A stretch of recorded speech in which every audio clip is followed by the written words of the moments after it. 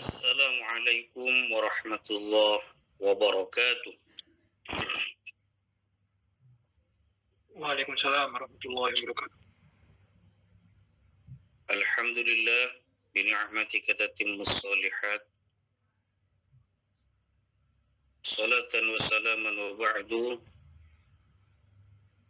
Bapak Ibu, teman-teman yang saya banggakan, terima kasih telah menanti kehadiran saya karena saya juga baru keluar dari masjid.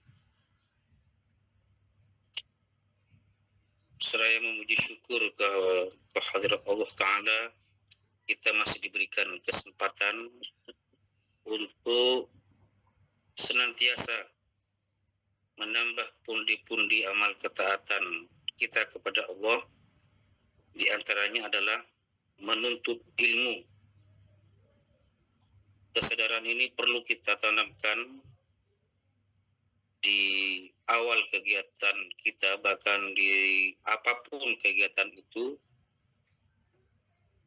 yang kita niatkan semata-mata untuk memenuhi atau mewujudkan apa yang Allah perintahkan kepada kita.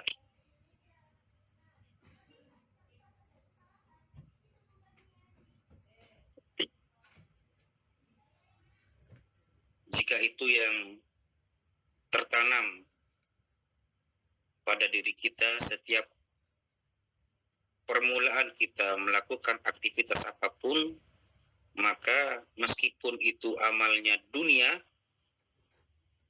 yakni amal-amal keseharian dunia seperti hubungan atau interaksi dengan manusia, maka tetap dipandang ibadah. Bergaul dengan teman, bergaul dengan suami, dengan istri, dengan anak. Apalagi ini menuntut ilmu. Dalam pandangan agama, Bapak Ibu, ciri ilmu itu bermanfaat yang paling utama adalah ilmu apapun itu, bahkan yang terbilang ilmu dunia katanya konon, salah satu ciri utama ilmu itu sukses, nafi', ilman nafi'a. Setiap pagi kita disunahkan membaca doa setelah sholat subuh itu. Gimana teman-teman? Allahumma inna nas'aluka, kalau bersama-sama dengan jemaah. Kalau sendirian, Allahumma inni as'aluka ilman nafi'a. Jadi Nabi mengajarkan pertama kali yang kita minta itu ilmu yang bermanfaat, ilman nafi'a. Kemudian warizqan thayyiba, rezeki yang baik-baik. Rezeki yang baik-baik itu bukan hanya materi ya, punya istri yang solihah, punya suami yang bertanggung jawab, punya teman yang pengasih, yang selalu memberikan nasihat kepada kita di kala sendirian.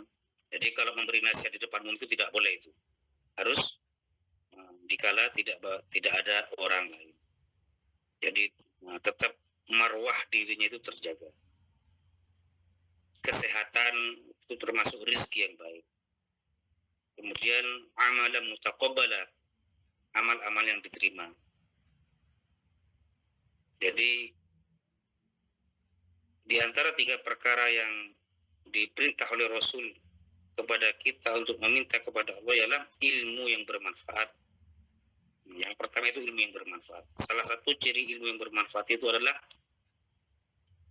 setelah atau ketika kita mempelajarinya, memudahkan kita untuk takut kepada Allah Ta'ala. Ilmu apapun, termasuk ilmu yang berkaitan dengan teknologi misalnya, kan secara zahir tidak berkaitan dengan surga dan neraka, tidak berkaitan dengan kehidupan akhirat. Tetapi jika kemampuan kita, kemahiran kita, hobi kita di bidang teknologi misalnya, itu menyebabkan orang dengan ilmu yang kita miliki itu giat melaksanakan perintah agama, maka itu termasuk ilmu yang bermanfaat. Sebaliknya, meskipun secara zahir nampaknya berkaitan dengan kehidupan akhirat, jika ia mendatangkan kesombongan, meremehkan manusia, menolak kebenaran, maka tidak ada nilainya apa-apa di sisi Allah. Itulah salah satu perwujudan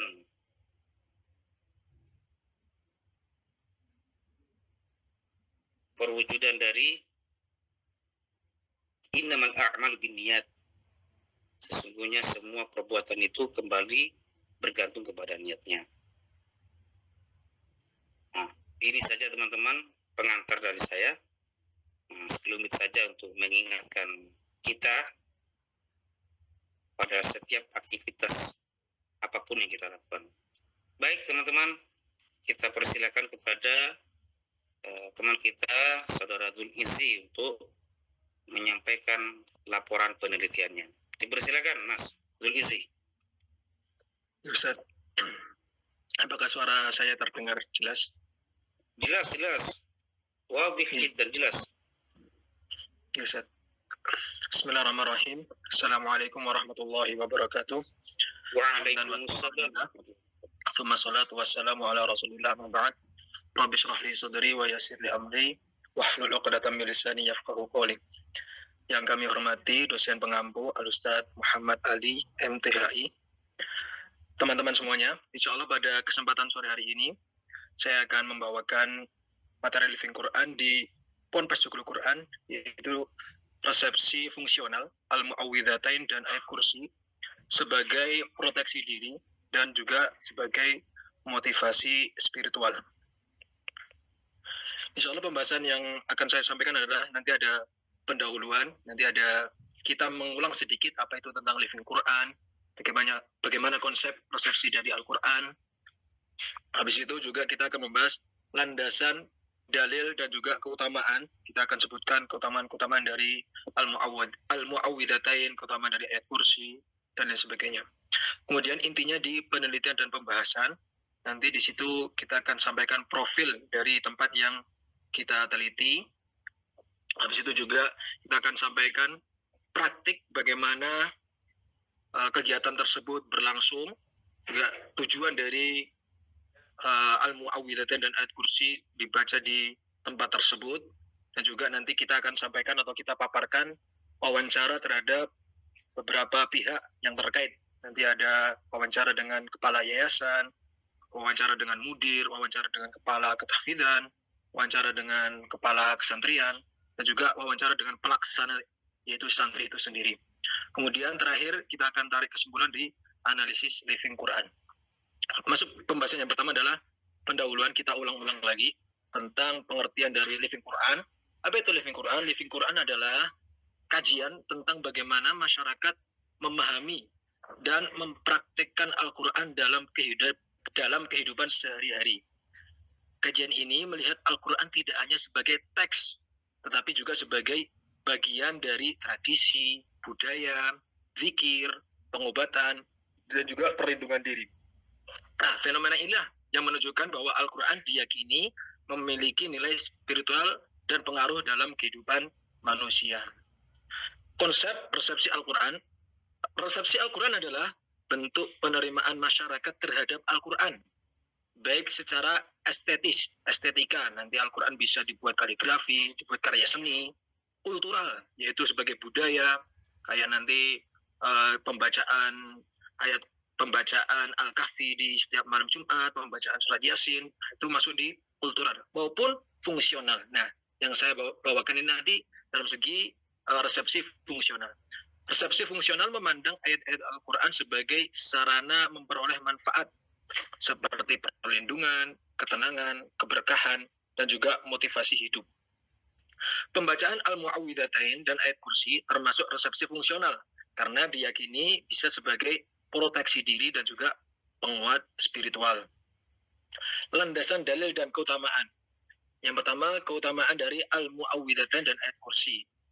Ayat kursi yaitu Quran Surat Al-Baqarah ayat 255, merupakan ayat yang menjelaskan tentang keagungan Allah dan memiliki keutamaan sebagai perlindungan diri, Rasulullah Shallallahu Alaihi Wasallam bersabda, siapa yang membacanya ketika pagi, maka ia akan dilindungi hingga petang. Siapa yang membacanya ketika petang, maka ia akan dilindungi hingga pagi. Hadis riwayat Al-Hakim. Al-Mu'awwidhatain, yaitu surat Al-Falaq dan juga surat An-Nas, berisi doa perlindungan dari segala bentuk kejahatan. Rasulullah SAW bersabda, bacalah Al-Ikhlas dan Al-Mu'awwidhatain 3 kali pada pagi dan petang. Niscaya akan mencukupimu dari segala sesuatu. Nah, hadis-hadis tersebut menunjukkan bahwa ayat kursi dan Al-Mu'awwidhatain memiliki fungsi sebagai zikir perlindungan dan penguat spiritual dalam kehidupan sehari-hari. Kemudian dalil dan juga keutamaan dari zikir pagi dan sore atau wiridan dari zikir pagi dan sore. Zikir pagi dan petang memiliki landasan kuat dalam Al-Quran dan hadis. Allah memerintahkan orang yang beriman untuk banyak berzikir, khususnya pada waktu pagi dan juga pada waktu petang. Quran surat Al-Ahzab ayat 41, ya ayyuhalladzina amanu dzkurullaha dzikran katsira. Wahai orang-orang yang beriman, berzikirlah kepada Allah dengan zikir yang banyak dan bertasbihlah kepadanya pada waktu pagi dan juga waktu petang. Quran surat Qaf, fasabbih bihamdi rabbika qabla tulu'isy syamsi wa qabla al-ghurub. Bertasbihlah sambil memuji Rabbmu sebelum terbit matahari dan sebelum terbenamnya matahari. Rasulullah Shallallahu Alaihi Wasallam juga mencontohkan amalan zikir pagi dan petang serta menjelaskan keutamaannya sebagai perlindungan dari berbagai keburukan dan juga gangguan, baik gangguan dari manusia maupun gangguan dari jin atau syaitan. Hal ini menunjukkan bahwa zikir pagi dan petang merupakan ajaran penting dalam Islam dan memiliki nilai spiritual yang tinggi. Kemudian kita memasuki penelitian dan pembahasan. Yang pertama ada profil dari tempat yang kita teliti, yaitu Ponpes Joglo Quran. Pondok Pesantren Joglo Quran merupakan pesantren tahfidz yang berdiri pada tahun 2021 di bawah naungan Yayasan Abu Dzar Al-Ghifari, berlokasi di Pereng, Andong, Boyolali, Jawa Tengah. Pesantren ini memiliki visi mencetak generasi hafidz Rabbani yang unggul dalam hafalan, al-akhlak, spiritual berdasarkan Al-Quran dan juga As-Sunnah. Pesantren ini dipimpin oleh Al-Ustaz Muhammad Hamid Al-Wi'asi, alumni Universitas Islam Madinah. Di bawah kepemimpinan beliau, Pondok Pesantren Joglo Quran terus berbenah dan mengembangkan kurikulum serta program-program pembinaan yang terstruktur. Termasuk di dalamnya adalah pembiasaan zikir pagi dan juga zikir petang. Saat ini jumlah santri sekitar 30 orang tingkat SMP. Artinya setiap angkatan 10 orang. Jumlah yang relatif sedikit memungkinkan proses tahfidz dan juga pembinaan dilakukan secara lebih intensif, personal, dan juga lebih terarah. Kemudian berikutnya adalah praktik pembacaan Al-Mu'awwidhatain dan ayat kursi. Salah satu praktik living Quran di Pondok Pesantren Joglo Quran adalah pembacaan Al-Mu'awwidhatain dan ayat kursi setiap pagi setelah subuh dan sore setelah asar secara berjamaah. Kegiatan ini dipimpin secara bergiliran oleh santri dan telah menjadi program rutin pondok sejak tahun kedua berdirinya pesantren. Pembiasaan ini bertujuan menanamkan kedekatan kepada Allah serta membentuk benteng spiritual dan perlindungan diri bagi para santri. Jadi dilaksanakan setiap pagi setelah sholat subuh dan juga setiap sore setelah sholat asar. Dipimpin oleh santri, salah satu santri nanti dijadwal. Kemudian berikutnya adalah tujuan dari membaca Al-Mu'awwidhatain dan ayat kursi. Yang pertama adalah sebagai bentuk perlindungan diri atau proteksi spiritual dari berbagai gangguan dan mara bahaya, baik gangguan dari manusia maupun gangguan dari setan. Para pengurus pondok meyakini bahwa pembiasaan membaca ayat-ayat tersebut dapat menjadi sebab datangnya penjagaan dari Allah terhadap para santri. Kedua, zikir tersebut dijadikan sebagai sarana membangun ketenangan jiwa dan juga sebagai motivasi spiritual. Kehidupan santri yang dipenuhi dengan target hafalan, disiplin akan kegiatan, serta rutinitas belajar membutuhkan kekuatan mental dan juga spiritual yang baik. Dengan pembiasaan zikir pagi dan sore, para santri diharapkan memiliki hati yang lebih tenang dan semangat dalam menjalani aktivitas. Tujuan yang ketiga adalah tradisi tersebut menjadi bagian dari pembentukan karakter Qur'ani. Para santri tidak hanya diarahkan untuk menghafal Al-Quran saja, tetapi juga membiasakan diri hidup bersama Al-Quran dalam berbagai keadaan. Hasil wawancara yang pertama dengan Kepala Yayasan yaitu Al-Ustadz Muhammad Barid, SKM MKM. Beliau mengatakan, sebagai orang yang memiliki latar belakang kesehatan masyarakat, saya melihat bahwa kesehatan itu bukan hanya sebatas fisik saja, tetapi juga mental dan spiritual. Zikir pagi dan petang ini memberikan ketenangan jiwa dan membantu santri lebih siap menghadapi aktivitas sehari-hari. Remaja itu sedang berada pada masa pencarian jati diri. Karena itu mereka membutuhkan pembinaan spiritual yang kuat agar memiliki mental yang baik dan hati yang tenang. Kami ingin mencetak generasi yang bukan hanya cerdas secara intelektual, tetapi juga memiliki kekuatan spiritual dan akhlak yang baik. Kemudian dengan mudir pondok pesantren Al-Ustadz Muhammad Hamid Alwi, LC, di awal berdirinya pondok pesantren, fokus utama kami masih pada pembiasaan akhlakul karimah dan dasar-dasar tahfidz Al-Quran. Program zikir pagi dan petang saat itu belum diwajibkan secara berjamaah. Namun sekitar tahun 2022 atau 2023, kurikulum pondok mulai lebih tertata. Saat itu kami mulai menerapkan zikir pagi dan petang secara rutin untuk seluruh santri. Kami menjelaskan kepada santri bahwa membaca Al-Mu'awwidhatain dan Ayat Kursi memiliki banyak keutamaan, terutama sebagai perlindungan diri, sebagaimana disebutkan dalam hadis Nabi. Kemudian wawancara kepada Kepala Musyrif Al-Ustadz Rahmat SPDI. Beliau mengatakan, santri yang rutin mengikuti zikir pagi dan sore biasanya lebih siap mengikuti kegiatan harian dan lebih tenang dalam menjalani aktivitas di pondok. Awalnya memang perlu pengawasan dan pembiasaan yang intensif. Ada santri yang merasa berat karena masih merasa ngantuk setelah subuh atau merasa lelah ketika sore hari. Akan tetapi lama-kelamaan mereka mulai merasakan manfaatnya. Ada yang merasa lebih tenang, lebih semangat belajar, lebih mudah menjaga emosi. Zikir membuat suasana lebih tenang dan membantu santri lebih mudah diarahkan dalam kegiatan sehari-hari. Kemudian, wawancara dengan Kepala Ketahfidzan Ustadz Pukat, ketenangan hati sangat berpengaruh terhadap proses menghafal Al-Quran. Santri yang hatinya lebih tenang biasanya lebih mudah fokus dalam menambah hafalan maupun murojaah.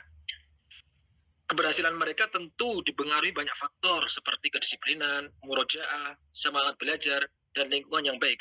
Namun, pembiasaan zikir pagi dan petang juga menjadi bagian penting dalam membangun mental dan spiritual mereka. Menghafal Al-Quran itu membutuhkan kekuatan mental dan kesabaran. Zikir membantu santri menjaga semangat dan juga ketenangan hati. Hasil wawancara dengan beberapa santri, yaitu yang pertama, Malik Fahri kelas 9, ini termasuk santri yang top karena beliau bisa menyelesaikan Al-Quran dalam kurun waktu 18 bulan atau 1,5 tahun. Dia mengatakan, bagi saya, zikir pagi dan petang bukan sekedar rutinitas, tetapi juga sudah menjadi kebutuhan sehari-hari. Saya merasa seperti punya perlindungan dan hati jadi lebih tenang ketika menghafal. Saya juga berusaha tidak meninggalkan zikir pagi dan petang, karena saya yakin ada keberkahan dan kemudahan yang Allah berikan melalui amalan tersebut. Kemudian Asfar Najid kelas 9, ini juga baru kemarin selesai 30 juz dalam kurun waktu 2 tahun 10 bulan. Awalnya saya merasa berat karena masih mengantuk setelah subuh dan kadang capek ketika sore hari. Tapi setelah rutin, hati saya jadi lebih tenang dan saya merasa lebih semangat menjalani kegiatan di pondok pesantren. Kemudian ada juga Abdullah kelas 8. Sebelum mondok saya sering takut kalau berada di tempat gelap sendirian. Namun setelah rutin membaca Ayat Kursi dan Al-Mu'awwidhatain setiap pagi dan petang, rasa takut tersebut mulai berkurang. Sekarang saya merasa lebih berani dan lebih percaya diri.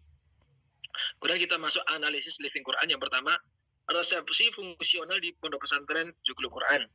Hasil penelitian menunjukkan bahwa pembacaan Al-Mu'awwidhatain dan Ayat Kursi di pondok pesantren Joglo Quran merupakan bentuk resepsi fungsional dalam kajian living Quran.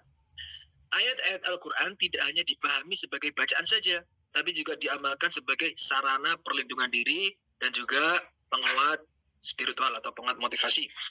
Dalam praktiknya, Al-Mu'awwidhatain dan Ayat Kursi diyakini sebagai benteng dari berbagai gangguan, serta menjadi motivasi spiritual bagi santri dalam menjalani aktivitas sehari-hari, khususnya dalam proses menghafal Al-Quran. Zikir pagi dan petang sebagai perisai. Salah satu temuan penelitian menunjukkan bahwa pembacaan Al-Mu'awwidhatain dan Ayat Kursi memberikan rasa aman dan perlindungan spiritual bagi para santri. Hal ini sesuai dengan hadis dari Rasulullah SAW tentang keutamaan zikir pagi dan petang sebagai benteng dari berbagai gangguan dan mara bahaya. Secara psikologis, zikir tersebut menumbuhkan rasa tenang, aman, dan keyakinan bahwa Allah senantiasa menjaga hambanya. Dengan demikian, para santri merasa lebih kuat secara mental dan spiritual dalam menjalani aktivitas sehari-hari.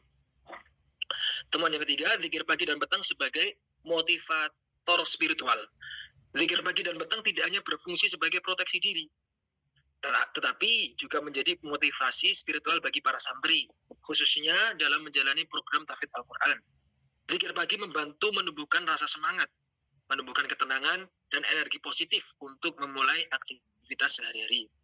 Zikir petang menjadi sarana refleksi diri, rasa syukur, dan introspeksi atas aktivitas yang telah dilakukan sepanjang hari.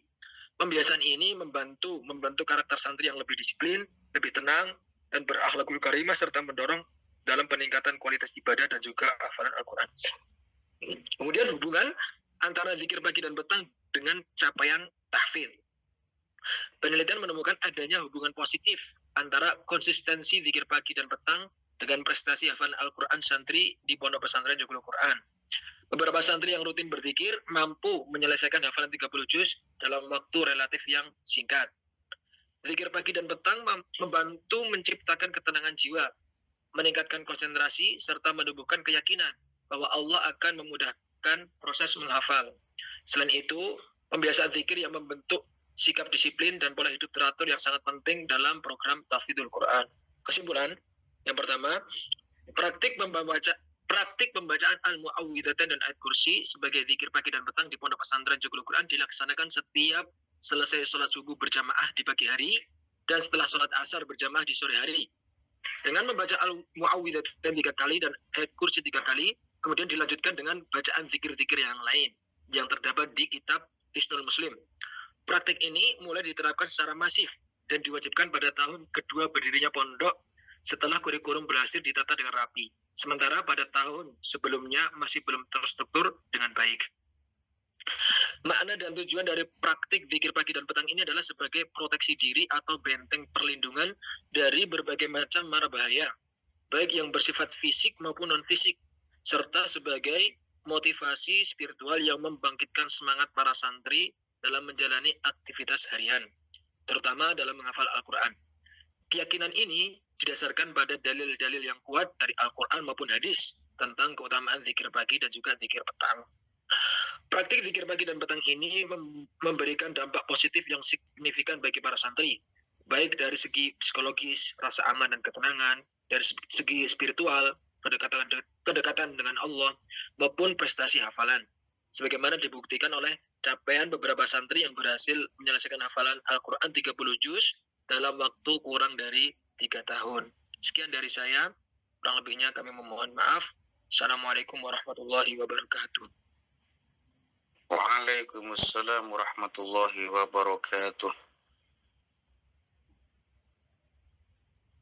Baik teman-teman, Bapak Ibu semuanya, saya lihat di grup itu ada 2 makalah, ada 2 slide.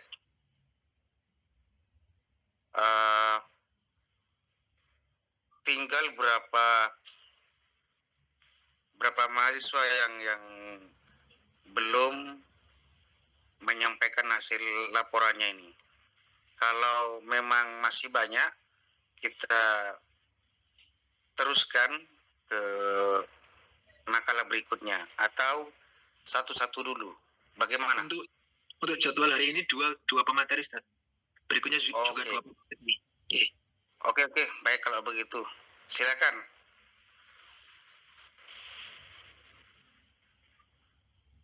Baik.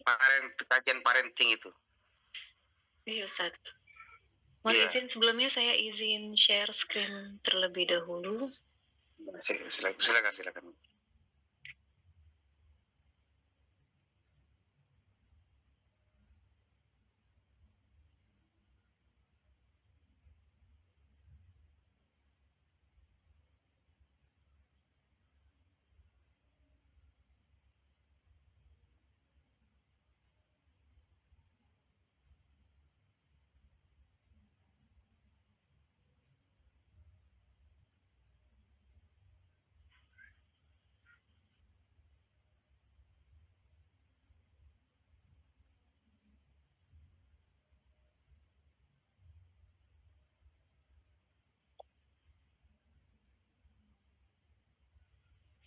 Bismillahirrahmanirrahim.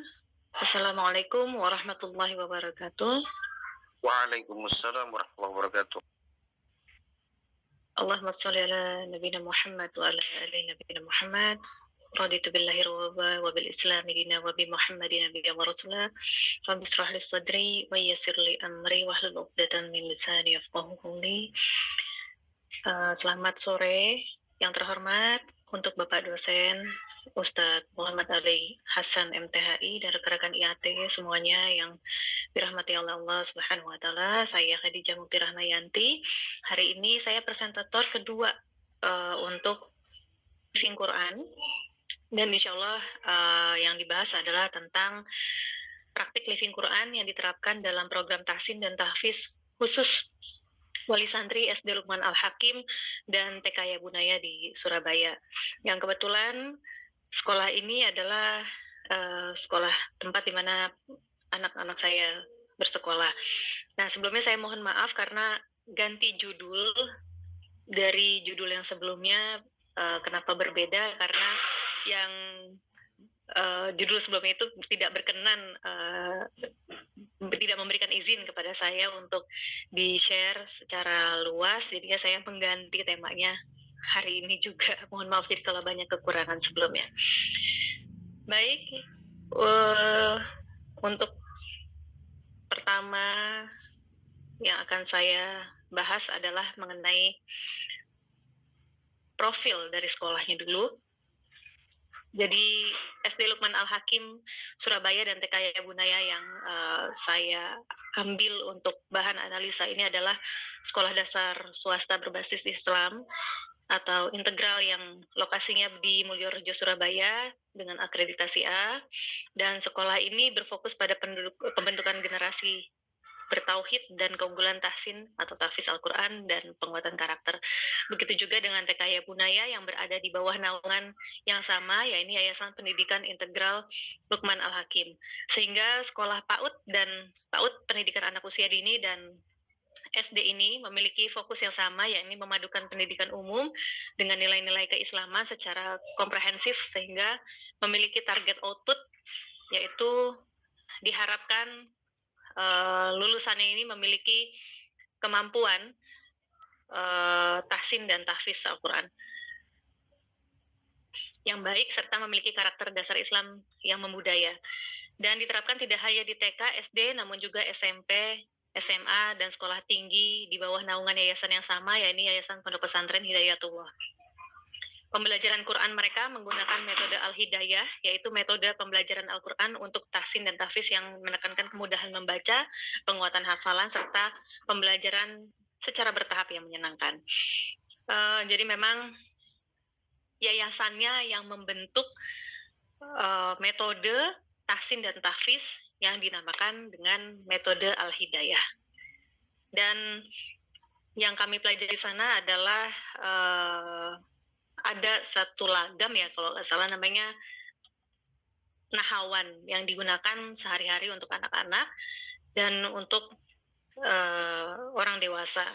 Nah, apa nih korelasinya si sekolah ini dengan wali santri?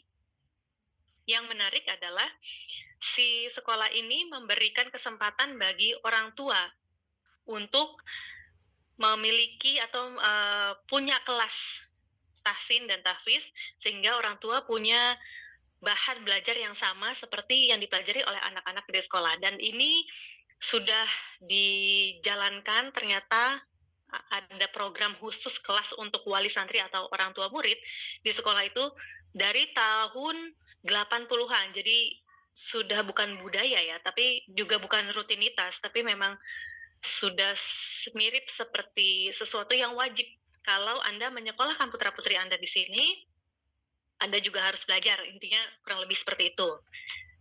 Karena yang membuat menarik adalah sekolah ini tidak membentuk anak begitu saja, tapi juga membentuk keluarga yang memiliki pola yang sama, sehingga pendidikan di rumah dan pendidikan di sekolah memiliki kesamaan dan bisa bersinergi dengan baik untuk menghasilkan hasil didik yang baik.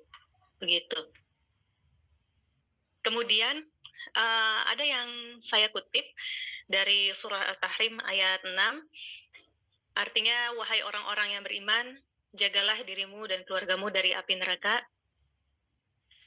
Penafsirannya ini saya ambil dari Abdullah bin Abbas di kitab tafsir Ibnu Katsir yang versi terjemah. Ajarkanlah kepada keluarga kalian ketaatan kepada Allah dan didiklah mereka dengan adab. Ketika ini saya coba tanyakan kepada ustadz dan ustazah di sana yang mengajar, ternyata ini relevan dengan moto dan motivasi mereka. Beliau-beliau membuat program kelas ini untuk orang tua di sekolah. Dan Sayyidina Ali bin Abi Thalib juga berkata, didiklah mereka dan ajarkan mereka. Sehingga dari penjelasan ini, para ulama memahami bahwa orang tua memiliki kewajiban pendidikan agama dalam keluarga. Nah, outputnya dari yang tadi dikutip adalah ternyata sekolah selain mengambil itu, memang karena untuk menyediakan kelas bagi wali santri orang tua di sela waktu menunggu anak pulang, waktu tunggu ibu-ibu nih terutama dimanfaatkan untuk kegiatan yang lebih religius. Jadi wali santri mempelajari tahsin dan tahfiz, tapi juga ada satu lagi yang saya kurang ketinggalan, belum saya masukin di dalam slide ini adalah kelas kajian khusus untuk orang tua, terus bapak-bapak juga, dengan metode yang sama seperti yang dipelajari Ananda di sekolah.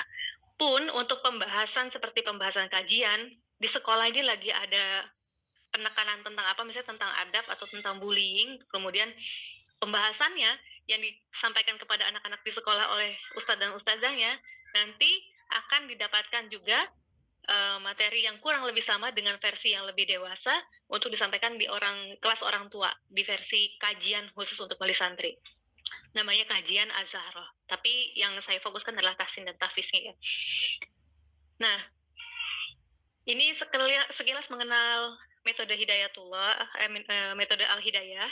Latar belakang munculnya metode Al-Hidayah, metode ini pertama kali digagas oleh Ustadz Zainun Nasih, MPDI, beserta tim. Beliau merupakan pengajar Al-Quran di lingkungan pesantren Hidayatullah, Surabaya, dan turut mengembangkan metode ini berdasarkan pengalaman mengajar bertahun-tahun menggunakan metode pembelajaran Al-Quran yang beragam. Sebelumnya banyak metode baca Al-Quran seperti Baghdadi, Iqra, dan Qiraati. Namun penyusun ingin membuat metode yang lebih efektif, lebih praktis, dan lebih mudah dipahami oleh anak-anak maupun orang dewasa. Karena itu lahirlah metode Al-Hidayah dengan ciri khas sistem warna dan hanya 4 jilid bukunya. Kalau Iqra kan ada 6 jilid ya, yang bisa kita temui di Gramedia dan toko-toko buku lainnya yang umum ya. Itu ada 6, kalau ini hanya 4. Kemudian pembelajarannya juga bertahap dan fokus tajwid dengan makhrajul huruf. Ini juga dipelajari oleh orang tua di kelas wali santri. Begitu. Buku tajwidnya kebetulan saya ada. Saya pengen kasih lihat juga. Ini buku tajwidnya. Kurang lebih seperti ini. Jadi emang hanya ada 4. 1, 2, 3, dan 4 berwarna-warni, dan orang tua juga mempelajari buku tajwid yang sama. Di kelas itu semuanya harus dari 0, dari 1, semuanya dites dari awal. Kemudian kalau sudah belajar ini, ada lagi belajar tentang tentang kitab tentang hukum-hukum bacaan dan segala macam. Bagaimana mempelajari tajwid lebih lengkap lagi, ada bukunya metode Syafi'i yang diajarkan di kelas itu. Sama seperti anak-anak juga belajar ini. Kemudian kalau untuk yang tahfiz, itu menggunakan hafazan, Al-Quran hafalan, yang dia sudah ada blok-blok warnanya. Semua sama, mau anak-anak, mau orang tua, mau yang SMA, SMP, sama. Gitu. Begitu. Kemudian saya lanjut. Oh, nggak mau mencet ya. Nah, kegiatannya, rundown kegiatan rutinnya itu yang pertama absen, kemudian ada pembukaan. Pembukaan ini biasanya diawali dengan doa sebelum belajar. Kemudian motivasi parenting itu pasti ada. Ya tadi yang diambil dari kutipan yang di awal surah At-Tahrim ayat 6 itu, agar orang tua bisa lebih semangat lagi untuk belajar tahsin dan tahfiz, supaya bisa membersamai putra dan putrinya di rumah saat jam di luar sekolah. Kemudian barulah mulai dari tahsin. Belajar tahsin semuanya satu-satu, kemudian tahfiz juga satu-satu. Kadang-kadang ada yang pengen fokus ke tahfiz dipisah, kadang-kadang juga ada yang pengen fokus ke tahsin, maka kelasnya full tahsin, itu tergantung kondisinya di sana. Kemudian di akhir itu ada setoran hafalan dan evaluasi. Satu-satu, semua orang tuanya satu-satu dites. Kemudian barulah ditutup dengan doa penutup. Setelah doa penutup biasanya semua ibu-ibu, rata-rata ibu-ibu, bubar dari kelas dan kemudian menjemput putra-putrinya masing-masing ke sekolah. Gitu. Nah, tahapan proses belajarnya itu ada evaluasi, kemudian ada tes kenaikan jilid. Ya tadi yang jilid 1, jilid 2, jilid 3 dan 4. Nanti kalau sudah baru naik ke Al-Qur'an. Kemudian tes kenaikan tahfiz juga seperti itu. Dites satu-satu dan menyelesaikan dulu baca hataman Quran, baru setelah itu ada wisuda tahfiz. Tahsin juga ada wisuda tahsin dan tahfiz setiap 1 tahun sekali. Jadi pada saat wisuda tahsin dan tahfiz itu tidak hanya anak-anaknya yang wisuda, tapi juga ibu-ibunya dan bapak-bapaknya juga ikut serta untuk wisuda tahfiz dan tahsin. Nah, tujuannya program ini adalah memperbaiki kualitas bacaan tentu saja, kemudian menjaga makhrijul huruf, murojaah hafalan, karena mungkin ya bagi sebagian orang tua yang sibuk dengan profesinya masing-masing atau bahkan sebenarnya di rumah aja belum tentu punya waktu khusus untuk murojaah gitu. Nah, ini disediakan di sekolah dan mau tidak mau kita akan nge-push diri kita untuk prepare sebelum murojaah, karena nanti akan ada setoran hafalan dan ada evaluasi juga. Kemudian memiliki dasar tahsin dan tahfiz yang seragam dengan ananda. Seperti itu. Sebentar.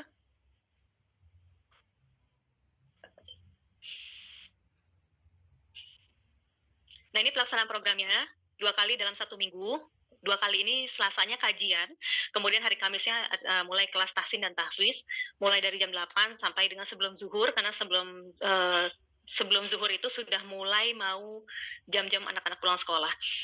Lokasinya di Masjid Aqsa Madinah, di lantai 2 itu di sekolah ada fasilitas itu, ada fasilitas masjid, kadang-kadang juga di aula. Kemudian pengajarnya dari Yayasan Pondok Pesantren Hidayatullah itu sendiri, yang mana pengajar-pengajar ini tidak hanya berasal dari guru atau dari ustadz ustazah di TK dan SD, tapi juga yang dari SMP, SMP Putra, SMP Putri, karena dipisah. Kemudian ada SMA Putra, SMA Putri, dan dari sekolah tingginya. Sekolah tingginya offline tapi. Dan beberapa pengajar yang berasal dari luar negeri. Yang ini saya tampilkan di sini ada Syekhah Asma Zaid. Beliau adalah istri dari Syekh Mahdi Al-Yamani. Beliau berdua suami istri dan beliau berdua adalah pengajar di Hidayatullah dan mengajarkan juga kami untuk kelas tahsin dan tahfiz. Yang bapak-bapak sama yang bapak-bapak, yang ibu-ibu dengan Syekhah Asma Zaid ini. Kemudian ada juga lulusan dari Mesir, kemudian ada yang berasal dari Madinah juga. Sejauh saya tahu, beberapa pengajar yang dari luar negeri itu tadi, Madinah, Mesir, dan Yaman. Kemudian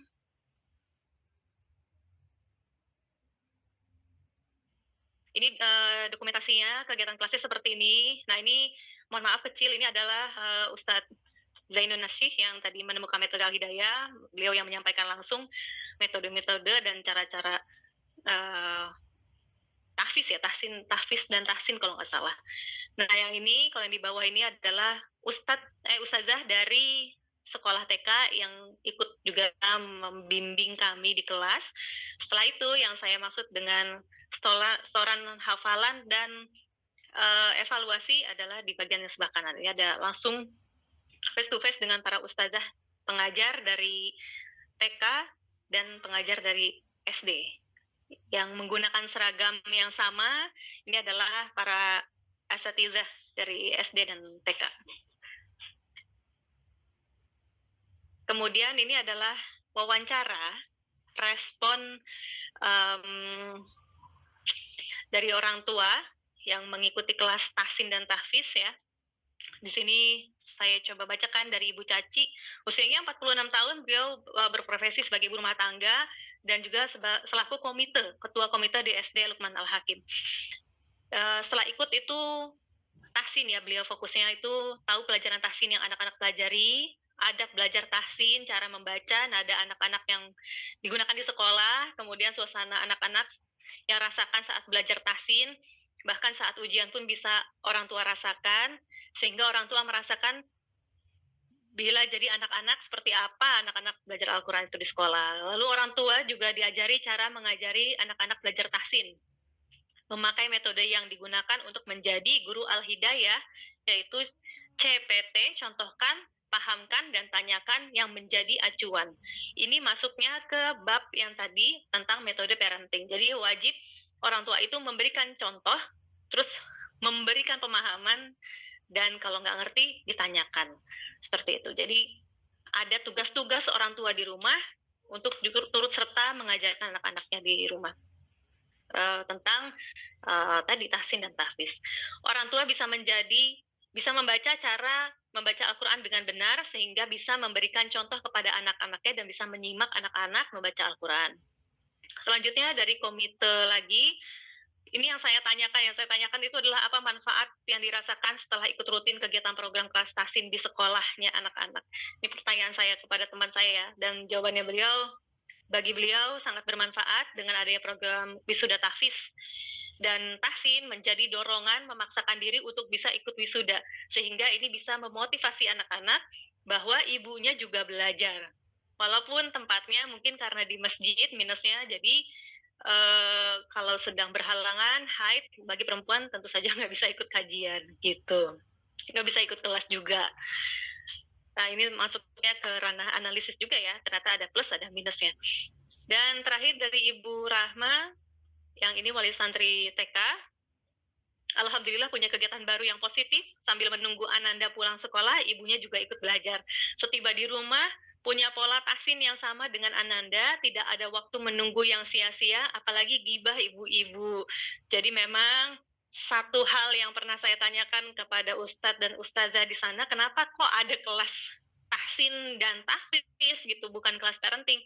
Itu karena sekolah pengen lingkungannya lingkungan Islami, mengurangi kemungkinan ibu-ibu berkerumun, berkumpul, takutnya yang dibahas itu adalah pembahasan yang nggak penting, yang nggak ada manfaatnya, jadi gibah, jadi ngomongin orang, atau jadi cuman sia-sia waktunya, cuman scrolling atau nonton drama Korea sambil nungguin anak sekolah. Akhirnya sekolah mewajibkan kalau ya orang tua menunggu anaknya di sekolah harus wajib ikut kelas tahsin dan tahfiz. Jadi didorong semuanya untuk ikut belajar bersama, dan alhamdulillah orang tua di sana Masya Allah hebat-hebat, mereka juga punya semangat belajar yang luar biasa. Kemudian kesimpulannya, mungkin sebelum kesimpulan, saya coba bahas sebentar hasil analisanya ya, supaya tidak terlompat. Sebenarnya sudah saya sematkan di makalah. Dalam penggalan surah Thaha ayat 132, Allah berfirman,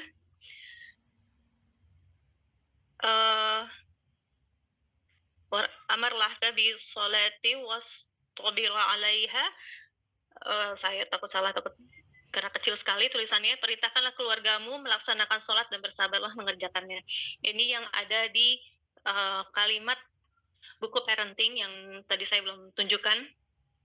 Maka memang sekolah itu berfokus pada kutipan-kutipan ayat Quran supaya bisa menjadi dorongan dan motivasi bagi setiap orang tua untuk membentuk keluarga yang taat. Kemudian ayat tersebut menunjukkan bahwa orang tua memiliki tanggung jawab dalam membimbing dan mendidik keluarga dengan nilai-nilai agama. Para mufasir menjelaskan bahwa perintah tersebut tidak hanya berkaitan dengan ibadah sholat, tetapi juga pendidikan dan pembiasaan keagamaan dalam kehidupan keluarga. Oleh sebab itu, orang tua memerlukan pemahaman agama dengan kedekatan Al-Quran agar mampu menjadi teladan bagi anak-anak mereka. Nah, dalam konteks ini, pembelajaran Al-Quran bagi wali santri menjadi salah satu bentuk implementasi nilai pendidikan keluarga yang diajarkan dalam Al-Quran. Program tahsin dan tahfiz bagi wali santri di SD Lukman Al-Hakim, Surabaya merupakan bentuk dukungan sekolah dalam membangun budaya Qurani di lingkungan sekolah. Sekolah tidak hanya memfokuskan pendidikan Al-Quran kepada peserta didik atau murid ya, atau santri sekolah, tetapi juga melibatkan orang tua melalui kegiatan pembelajaran yang dilaksanakan secara rutin. Program tersebut memberikan kesempatan kepada wali santri untuk memperbaiki bacaan Al-Quran, mempelajari tajwid, serta meningkatkan interaksi mereka dengan Al-Quran dalam kehidupan sehari-hari. Dan dalam perspektif Living Quran, program tahsin dan tahfiz bagi wali santri menunjukkan bagaimana Al-Quran dihidupkan melalui aktivitas sosial dan pendidikan. Al-Quran tidak hanya dipahami sebagai teks yang dibaca, tetapi juga menjadi dasar dalam membangun budaya religius di lingkungan sekolah dan juga dalam keluarga. Melalui pembiasaan membaca, menghafal, dan mempelajari Al-Quran, secara bersama-sama sekolah berupaya membentuk lingkungan yang mendukung lahirnya keluarga Qurani, dan dengan demikian program tersebut menjadi salah satu bentuk nyata implementasi Living Quran dalam dunia pendidikan Islam. Dan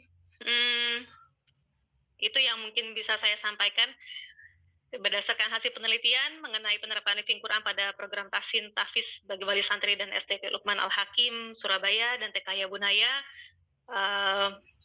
Selain itu, sebagai implementasi Living Quran dalam lingkungan pendidikan Islam juga berfungsi untuk membangun keluarga yang Qurani. Yang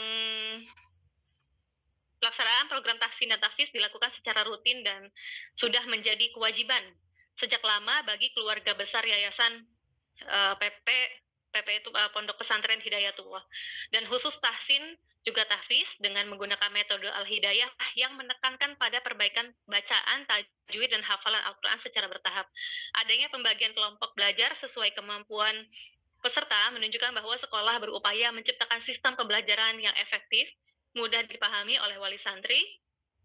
Selain itu, keberadaan kelas takhasus juga memperlihatkan keseriusan sekolah dalam membangun budaya Al-Quran di lingkungan pendidikan. Karena tadi saya ada yang terlewat, di sekolah ini juga ada kelas khusus, kelas takhasus, kelas yang memang memfokuskan untuk mencetak anak-anak menjadi hafiz dan hafizah.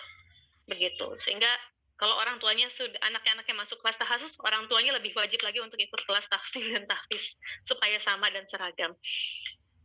Itu mungkin yang bisa saya sampaikan. Mohon maaf lama dan agak sedikit berantakan presentasi saya hari ini karena memang saya baru ganti materinya, dan ada satu hal yang akhirnya bisa saya dapatkan insight-nya bahwa kita mungkin bukanlah orang tua yang sempurna, namun tetaplah berusaha menjadi orang tua terbaik untuk melahirkan generasi Islam yang lebih baik, menjadi mujahid jalur parenting, dan itu ada insya Allah. Jazakumullah khairan katsir. Terima kasih banyak atas perhatiannya. Saya kembalikan kepada Ustadz Muhammad Ali Hasan. Baik Ibu Khadijah, saya tertarik tadi dengan, mohon diulangi lagi Bu, ketika Ibu menyampaikan bahwa Al-Quran dalam perspektif Living Quran, Al-Quran dihidupkan. Tadi bagaimana Bu? Coba dibacakan lagi. Dalam perspektif Al-Quran, Al-Quran di lembaga ini dihidupkan dalam bentuk apa kira-kira Bu? Tadi itu. Oh, yang terakhir ya Ustadz ya? Iya, betul. Tadi Bu mengatakan dalam perspektif Living Quran gitu. Dalam perspektif Living Quran, program tahsin dan tahfiz bagi wali santri menunjukkan bagaimana Al-Quran dihidupkan melalui aktivitas sosial dan pendidikan. Al-Quran tidak hanya dipahami sebagai teks yang dibaca, tetapi juga menjadi dasar dalam membangun budaya yang religius, baik di lingkungan sekolah maupun di keluarga masing-masing. Melalui pembiasaan membaca, menghafal, dan mempelajari Al-Quran secara bersama-sama. Jadi sekolah memiliki upaya untuk membentuk lingkungan yang mendukung lahirnya keluarga Qurani. Tidak hanya fokus mendidik anak-anak saja di sekolah, tapi memang fokus membangun keluarga yang Qurani. Anak-anak di rumah juga punya pendidikan Quran yang kurang lebih sama, dan orang tuanya wajib juga untuk membersamai anak-anak di rumah dengan metode-metode yang sama dipelajari di sekolah. Sehingga dengan demikian program tersebut menjadi salah satu bentuk nyata implementasi Living Quran dalam dunia pendidikan Islam. Karena sudah membudaya Ustadz di sekolah itu, untuk khusus yang kelas wali santri. Begitu Ustadz. Oke, bagi Ibu Khadijah dan Bapak Ibu semuanya, demikian tadi dua hasil laporan telah dipresentasikan.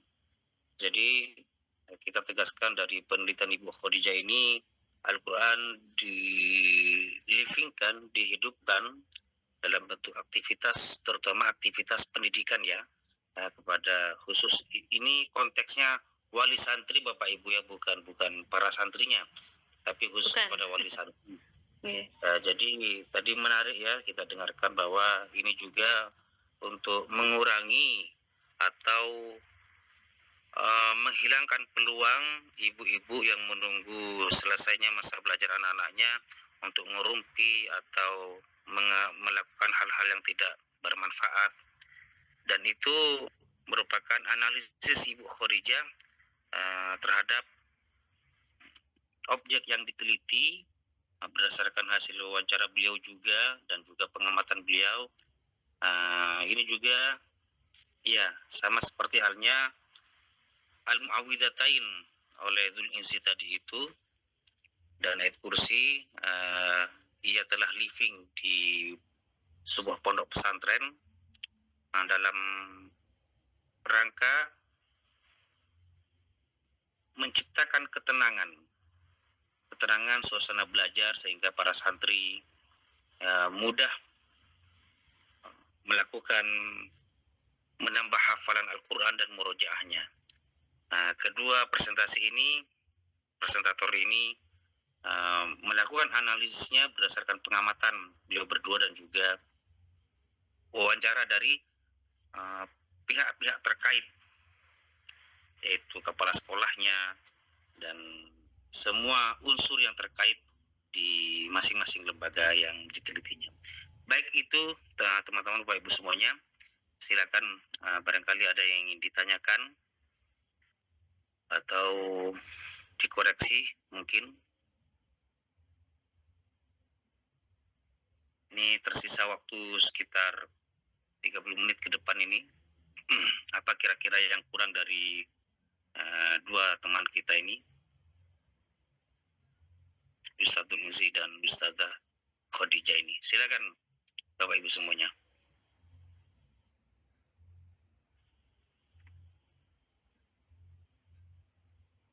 Sementara dari hasil pengamatan saya ya memang kurang lebih insya Allah seperti ini bentuk Living Quran ini ya. Jadi Al-Quran tidak hanya dikaji aspek nuzulul Qurannya misalnya. Al-Quran tidak hanya diteliti menjadi kajian amsalul Qurannya misalnya, yaitu dalam konteks ulumul Qurannya, tetapi juga Al-Quran di negeri kita tanah air ini, Indonesia ini, ia menjadi bagian dari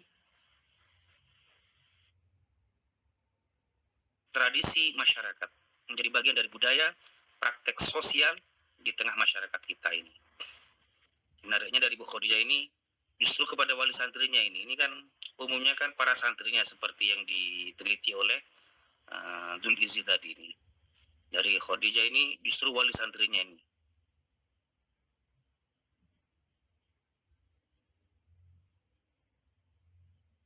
Sambil lalu menanti yang lain, sambil menanti pertanyaan atau koreksi atau saran dan masukan dari Bapak Ibu yang lainnya, bagaimana Ibu Khadijah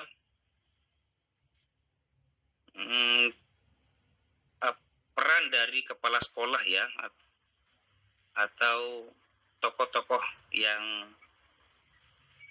terlibat dalam pembelajaran di sekolah itu bisa mempengaruhi Bapak Ibu wali santri senang mengikuti kajian seperti ini.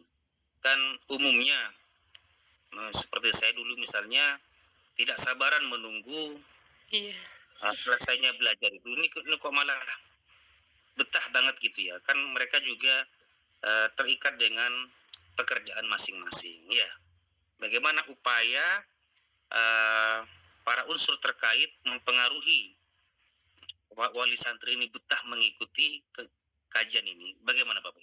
Ibu. Jadi sejauh saya tahu ya Ustadz, selama saya membersamai anak-anak di sekolah, memang ada peraturan khusus di sekolah, dan bahkan itu pampang secara tulisan gitu, jelas peraturan di sekolah adalah orang tua tidak boleh berkumpul di area kantin maupun area koridor sekolah, kecuali di masjid.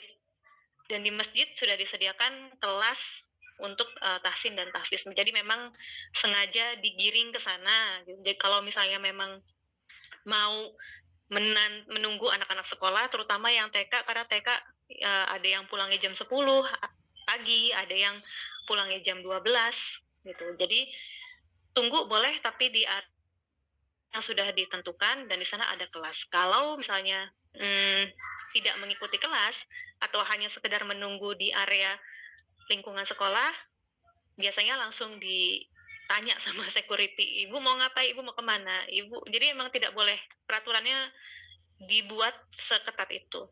Bahkan alur perempuan dan laki-laki, kalau misalnya ada bapak-bapak, ibu-ibu, dikasih jalur, ini jalur Ahwat, ini jalurnya Ikhwan gitu. Mana bapak-bapak, mana ibu-ibu. Nggak ada apa ya Ustadz, ya tidak bisa lalu lalang begitu saja. Untuk ini konteksnya untuk wali santri ya, jadi memang khusus gitu Ustadz. Kalaupun kelas bapak-bapak yang ikut tahfiz, walaupun tidak sebanyak ibu-ibu, itu dipisah. Yang ibu-ibu di lantai 2 area masjid untuk perempuan, yang bapak-bapak di area bawah. Nah, sekolah dari Waka Kesiswaan itu menyediakan jadwal-jadwal khusus yang mengajar hari ini gitu. Jadi di-share nanti Ustadz, di-share di grup wali santri yang mengajar tahfiz dan tahsin hari ini siapa aja, yang mengajar yang mengisi kajian siapa aja, sehingga orang tua sebelum berangkat untuk mengaji atau untuk ikut kelas itu sudah tahu yang akan dipelajari materinya hari ini apa aja, bisa menyediakan apa aja. Kalau memang dirasa dari awal baru ikut bergabung, sudah otomatis bawa jilid yang sama, jilid 1 yang tadi saya tunjukkan buat anak-anak itu tadi Ustaz. Jadi sama, bukunya sama-sama seperti ini, buku-buku berwarna-warni yang lucu menurut saya, memang buku anak-anak gitu. Ibu-ibunya tuh bawa juga, bapak-bapaknya juga bawa, dan nggak ada yang gengsi Ustadz, nggak ada yang malu juga. Jadi memang niatnya ke situ nungguin anak, dan jelas gitu. Kita ada ikut kelas, ya sudah, niat bawa buku, niat bawa catatan, niat belajar gitu Ustadz.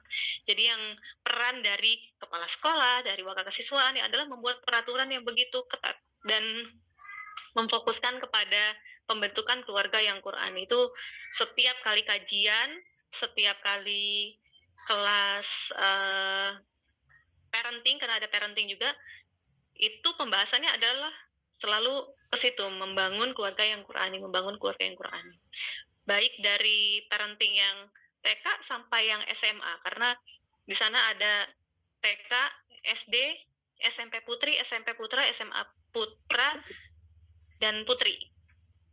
Tapi yang putri ini dipisah lingkungannya. Jadi yang putri adanya di Malang.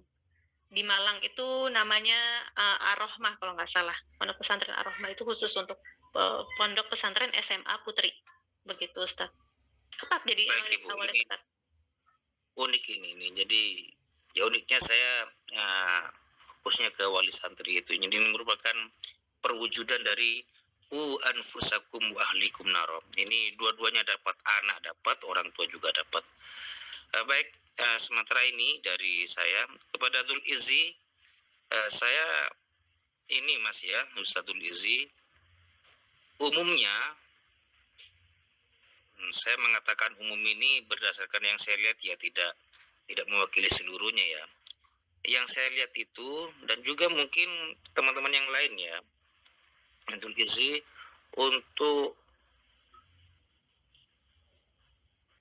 tujuan keselamatan diri, baik itu mental maupun fisik ya, yang saya jumpai itu masyarakat mengamalkan pembacaan sholawat, ya, terutama sholawat munjiat, sholawat nariyah gitu ya, untuk benteng pertahanan dari segala mara bahaya. Nah, kalau yang diteliti oleh Dzul Izzi ini muawwidzatain itu. Bagaimana ketika Dzul Izzi santri, oh ya, ini melibatkan santri putri atau enggak ini Mas? Khusus santri laki-laki Mas ya? Putra saja. Oh tuh, oh, berarti praktis tidak ada problem ketika ada santriwati ya yang membaca muawwidzatain itu, kan bagian dari Al-Qur'an itu. Karena dalam pandangan fikih yang kita pelajari itu, ketika wanita itu haid maka terlarang dia membaca Al-Qur'an. Ini menurut mereka yang menganggap, karena ada sebagian dari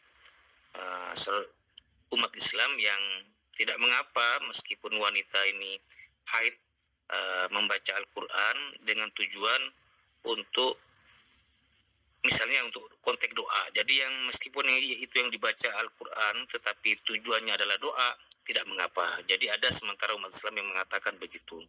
Dan juga untuk menjaga murojaah, menghafal Al-Qurannya.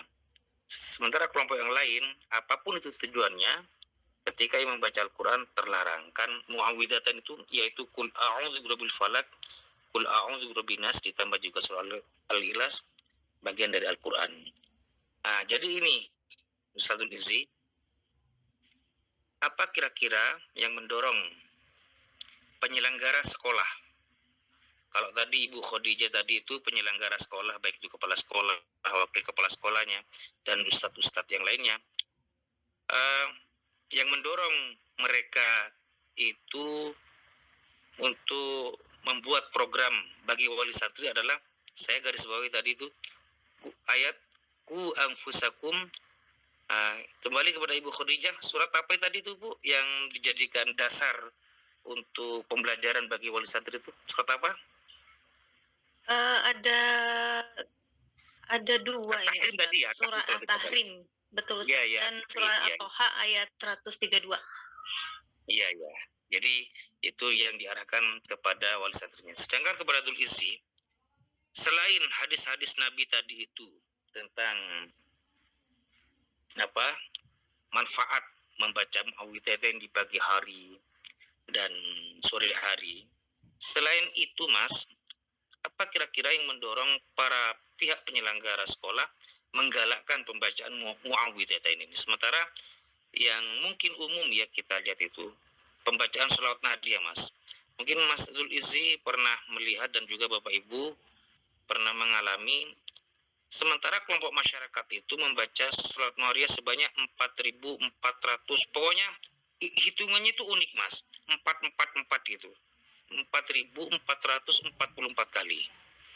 Itu kan karena uniknya ini, ditambah juga dengan bahwa membaca sholawat itu, siapa yang membaca sholawat kepada Nabi maka ia akan terbalas 10 kali kebaikan kepada yang membacanya itu.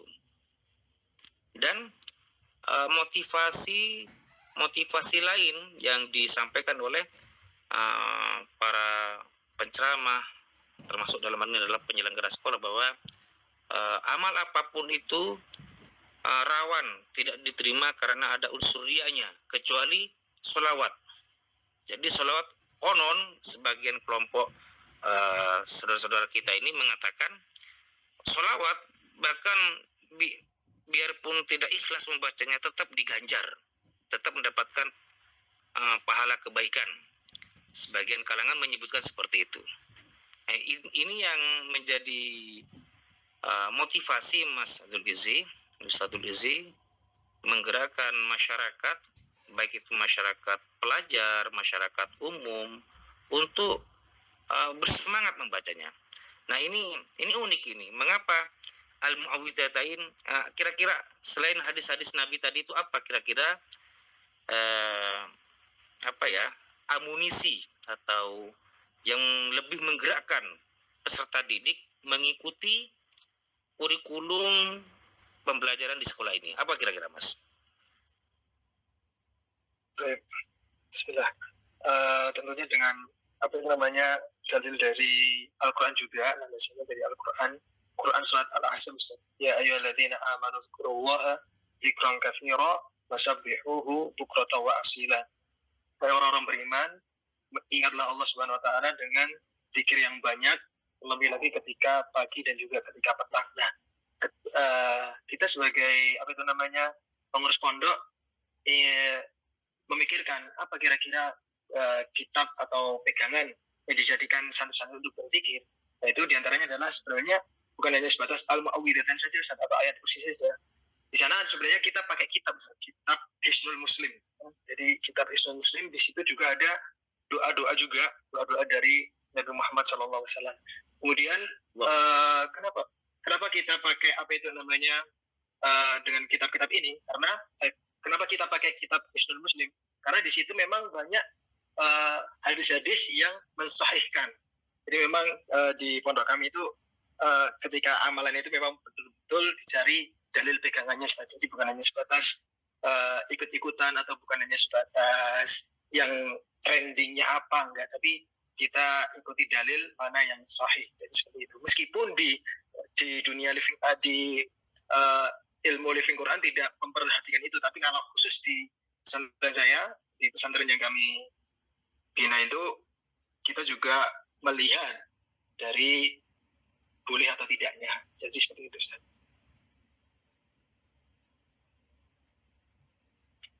Oke. Ya, sementara dari saya cukupkan itu. Kita menunggu umpan balik dari teman-teman yang lain. Kita apresiasi ya kepada teman kita ini, Ustadzah Khadijah, Ustadz Zulkifli, memberi warna kepada kita. Salah satu pemandangan di tengah masyarakat kita. Al-Quran tidak hanya dibaca menjadi rutinitas kita harian, tetapi juga menjadi bagian dari kegiatan masyarakat dengan tujuan benteng diri, sebagaimana diteliti oleh Ustadz Zulkifli, dan juga aktivitas pendidikan dari Ibu Khadijah tadi itu. Uniknya kepada wali santri ini. Silakan Bapak Ibu yang lain.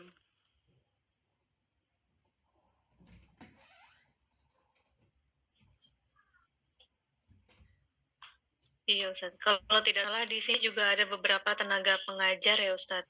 Barangkali ide membangun keluarga Qurani itu bisa diterapkan juga di sekolah lain supaya bisa seragam. Karena bagus itu idenya. Iya. Di sini ada beberapa yang memang guru ya, dan ustadz dan ustadzah di sekolah masing-masing kalau tidak salah profesinya. Mungkin bisa menjadi ide, karena kalau ibu-ibu sudah ngumpul itu awalnya ngobrolnya soal masakan, lama-lama akan ngomongin orang, Ustadz. Rawan Bu, ya Iya, Bu. rawan. Benarnya itu. Ya pamer apa yang dikenakan dan lain sebagainya. Ya, manusiawi itu. Iya. Ya meskipun manusiawi ya tetap kita nahi mungkar tetap itu. Amar ma'ruf nahi mungkar. Baik, ibu-ibu yang lain, bapak ibu yang lain. Oke, seraya menanti Zulkifli dan Khadijah. Betapapun bagusnya sebuah penelitian, tetap ada kendala. Kira-kira kendalanya apa Bapak Ibu? Ustadz Zulkifli, Ustadzah Khadijah, misalnya Zulkifli, adakah pengurusnya yang ketika diwawancarai mungkin tidak berkenan? Dan juga Ibu Khadijah, emang siapa ente nanya-nanya kayak gini? Ini hanya salah satu kendala saja ya. Tentu kendala di sebuah lembaga boleh jadi tidak sama dengan kendala lainnya. Apa kira-kira? Saya mulai dari Zulkifli. Apa kira-kira Mas penghambatnya kalaupun ada? ketika melakukan penggalian data dari unsur-unsur terkait. Apa Mas Idrisi? Idrisi pengurus ya. Kalau pengurus malah nggak ada kendala relatif ya, karena pengurus ya, atau bagaimana? Nggak terlalu terkendala, Ustaz. Cuman kan kita juga menyesuaikan waktunya. Kalau misalnya kita wawancara dengan mudir atau wawancara dengan kepala yayasan, kita nunggu ketika beliau berkunjung di pesantren. Jadi kan ada waktu-waktu beliau berkunjung, tidak setiap hari, ada beberapa hari gitu, ada beberapa hari kita yang menunggu. Kan itu aja. Jadi kalau santri ya kita wawancara juga, alhamdulillah bisa langsung. Berapa hari melakukan hasil analisis ini setelah melakukan penggalian data dari wawancara ini? Itu kemarin, ini saya buatnya 1 pekan terakhir ini. Jadi kemarin kan saya konsultasi dengan Ustaz itu, mana yang bagus saya bawakan, apakah yang ini atau yang sebelumnya itu. Habis itu kita ini 1 pekan, Ustaz. Iya. Kalau Ibu Khadijah apa kira-kira, Bu? Mohon maaf, Ibu Khadijah ini selaku wali santri juga atau juga pihak penyelenggara dari sekolah itu?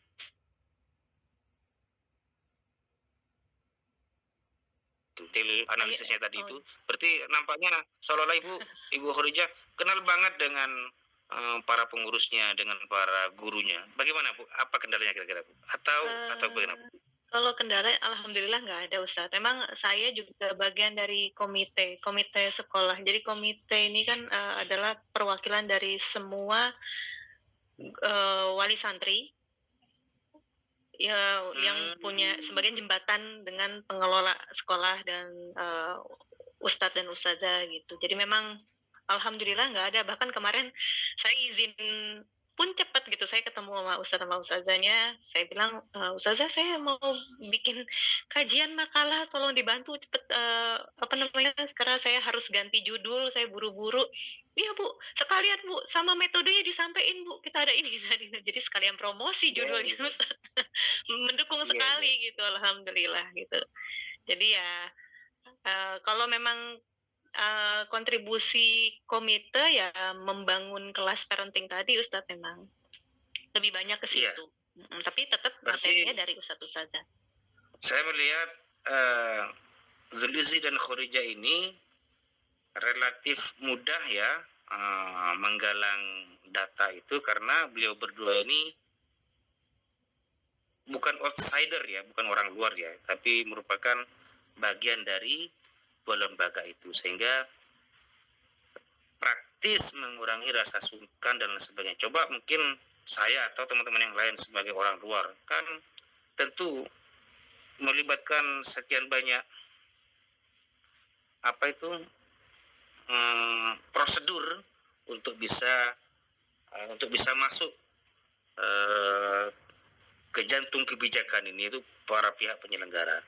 Nah, adakah kira-kira selain dari pengurus Zulkifli dan Khadijah, nampaknya tadi ada ya, cuma kurang luas, kepada Zulkifli, pada santri-santrinya apakah telah ditanyakan apa misalnya apa kira-kira yang Anda rasakan melalui kegiatan ini, dan juga kepada Ibu Khadijah, adakah penggalian data dari sebagian wali santri kok betah, kok mau mengikuti kajian seperti ini, sehingga menambah hasil analisis Bapak dan Ibu ini, dan menambah sehingga memperkaya temuan Zulkifli dan Khadijah dalam Al-Quran yang dihidupkan di masing-masing lembaga. Zulkifli, pertama, silakan Zulkifli. Wawancara kepada santri ya, Ustaz? Iya. Wawancara beberapa santri itu juga menunjukkan bahwasanya hal yang membantu, Ustaz, ketika zikir pagi dan sore itu membantu mereka untuk lebih fokus dalam menghafal, juga tidak gampang lemas, tidak ngetruan gitu, Ustaz. Iya. Kan misalnya dulu saya masih pernah sebagai santri ya, dengan bermacam-macam peraturan di pondok itu ya, namanya anak kecil ya, masih senang dengan hal-hal yang menjadi keinginan, tentu agak berat juga Mas ya kalau dirutinkan, apalagi sampai setiap hari misalnya. Ini kan tentu ada kesan dan nuansa dari santrinya itu. Jadi enjoy saja Mas ya santrinya itu ya. Alhamdulillah enjoy Ustaz. Karena juga dilakukan secara bersama-sama, maksudnya secara bersama-sama mereka juga enjoy. Iya. Juga pepatah kan mengatakan nafsu ma'al jama'ati nasyatun. Jiwa ketika bersama-sama melakukan kebaikan itu lebih semangat. Saya membayangkan tuh Lizzy, mungkin di lembaga pendidikan relatif lebih mudah dikendalikan ya peserta didik itu, karena mereka sama-sama mempunyai kecenderungan yang sama dan sama-sama ya tujuan dan kecenderungan yang sama.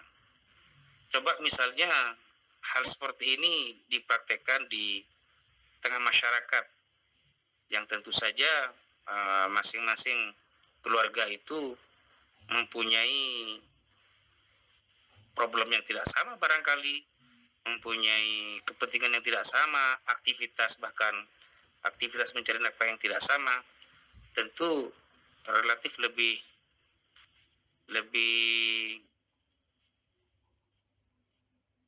banyak hambatannya daripada peserta didik yang seragam tujuannya itu.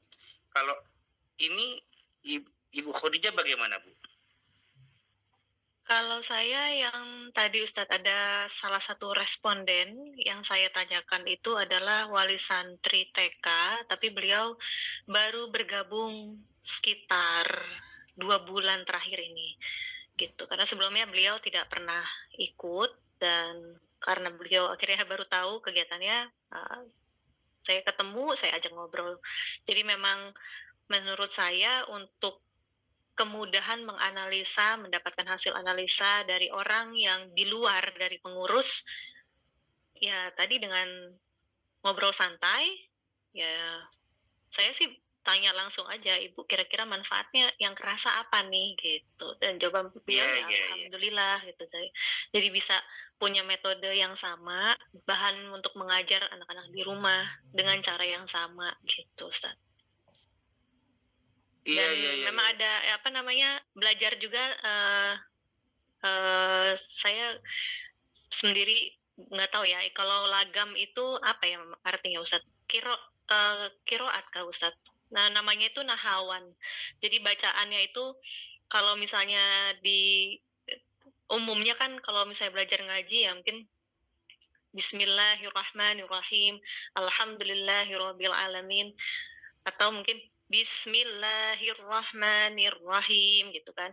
Kalau di sana ada nadanya Ustadz, dan itu nadanya diajarkan sama. Namanya tuh nada nahawan itu Ustadz. Nah, jadi ini barangkali yang mendorong para wali santri ini ada nada-nadanya itu barangkali. Iya, belajar itu juga Ustadz, benar. Baik, terima kasih ya Lizzy dan Khadijah. Yang lain nggak ada nih? Kayaknya nggak ada Ustadz. Izin Ustaz. Ini Pak Saiful. Ini kita kok Pak Saiful lagi. Aku tunggu dari tadi Pak Saiful ini. Mungkin Pak Saiful sedang khusyuk mendengarkan keduanya, sehingga mencari celah mana yang mau ditanyakan ini. Silakan Pak Saiful. Sebenarnya tidak mencari celah Ustaz. Nah, ini lebih ke curhat aja atau minta trik-triknya, minta sarannya. Saya amati, saya simak tadi presentasi dari Mas Delizi, kalian Bu Khadijah, itu kan pada kesamaan kedua-duanya itu ada lebih ke tahfidzul Quran Ustaz ya. Baik Mas Delizi, kalian Bu Khadijah. Nah, mungkin dengan sedikit kasus yang berbeda, ini masalah kendala ya. Saya juga pernah mengalami atau pernah merintis sebuah madrasah diniyah gitu Ustaz ya, di lingkungan perumahan yang notabene orang perumahan itu kan latar belakangnya heterogen, macam-macam, yang tidak semuanya tanda kutip ngerti dan peduli dengan urusan agama. Nah, ketika kita tawarkan kepada anak-anak mereka, ya, dalam majelis dalam majelis di masjid, kemudian kita tawarkan mereka untuk ngaji, baik itu ngaji Al-Quran maupun ngaji ilmu-ilmu agama. Ini hampir 45% ya, itu orang tua menganggap belajar agama, baik itu Al-Quran maupun yang lain, itu dianggap seperti menjadi tambahan beban bagi anak-anak mereka di sela-sela tugas-tugas sekolah yang banyak. Nah, saya kira sangat dipahami. Nah, ini saya minta trik-triknya, ya, minta saran-sarannya baik dari Mas Dulisi maupun Bu Khadijah untuk menghadapi wali santri seperti niku. Ngaten Ustaz.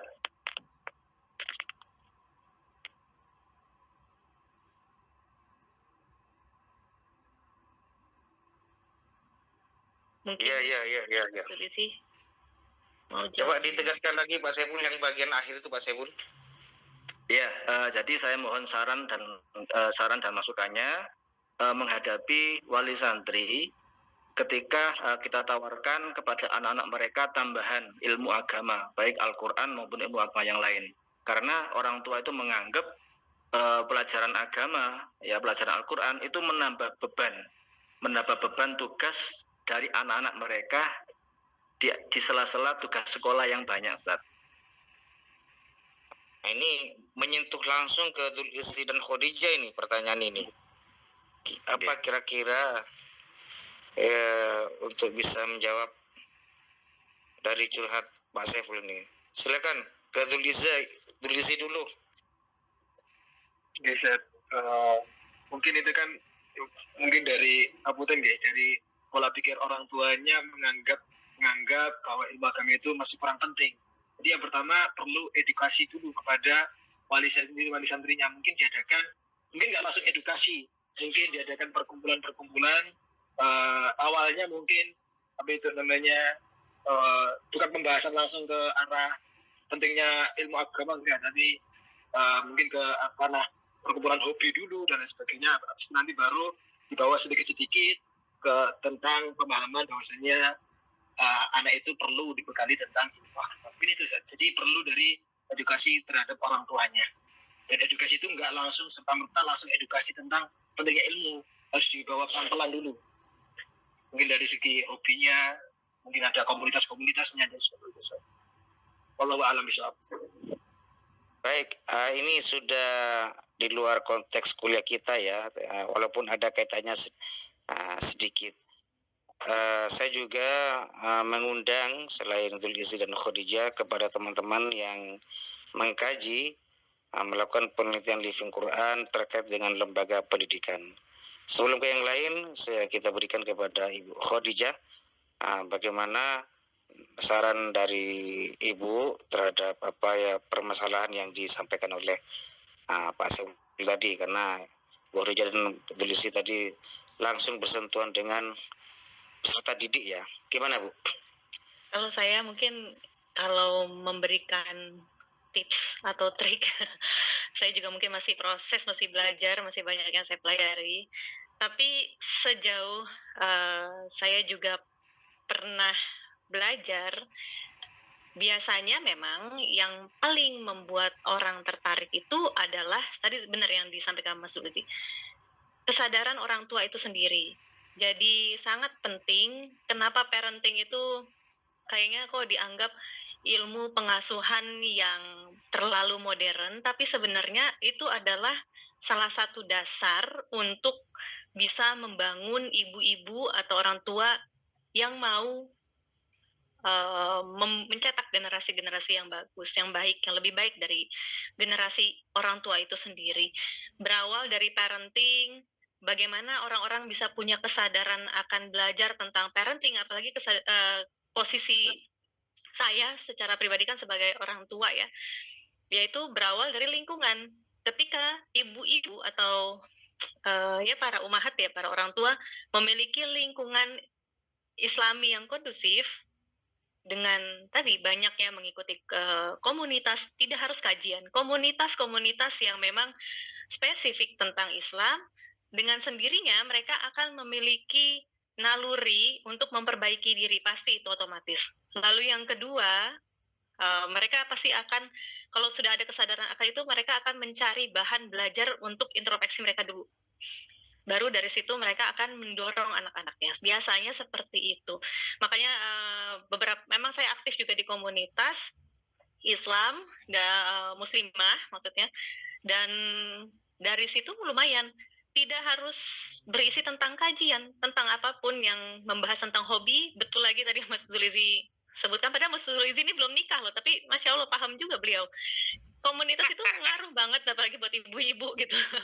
Nah, kayak misalnya, iya, komunitas olahraga bareng atau misalnya komunitas masak-masak gitu, masak-masak. Tapi memang dibentuk nanti pelan-pelan akan ada yuk Bu kajian bareng. Jadi harus ada pencetusnya di situ yang dia jadi kompor gitu Pak. Jadi kompor ngajakin ibunya. Nanti dengan sendirinya mereka akan melihat, oh ya penting ternyata ya punya anak yang bisa paham Al-Quran. Kita yang sudah kurang, jangan sampai nurun ke anak-anak tambah kurang lagi gitu ya. Harus kita yang sudah punya waktu lebih banyak dan belajar Qurannya kurang, paling enggak anak-anak punya waktu yang lebih banyak dan bisa menjadi manusia Quran yang lebih baik dari kita lah gitu, yang versi yang lebih baik gitu sih. Ibu Khadijah, terima kasih. Terima kasih saran-sarannya. Yang lain yang pernah mengkaji living Quran di lembaga pendidikan, menjawab pertanyaan Pak Saiful ini sebelum kita tutup ya, karena sudah lewat waktunya.